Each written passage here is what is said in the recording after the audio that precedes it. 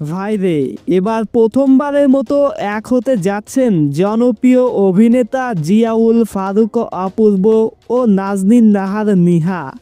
ভালোবাসা দিবসে পারিবারিক সম্পর্ক এবং প্রেমের ওপর নির্মিত মন দুয়ারি নামের নাটকে দেখা যাবে এই জুটিকে।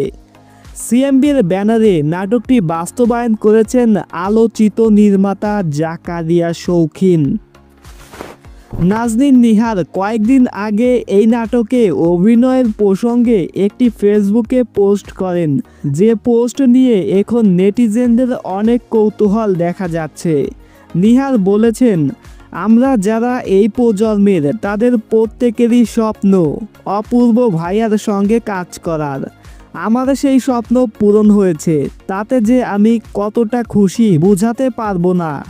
এবং এই অভিনেত্রী অনেক আশাবাদী মন দুয়ারি নাটকটি নিয়ে। তিনি বলেন, এই নাটকের গল্পটা একদম ইউনিক একটি গল্প হতে যাচ্ছে, যা দর্শকের অবশ্যই ভালো লাগবে। আশা করি দর্শকরা নাটকটি অনেক এনজয় করবেন।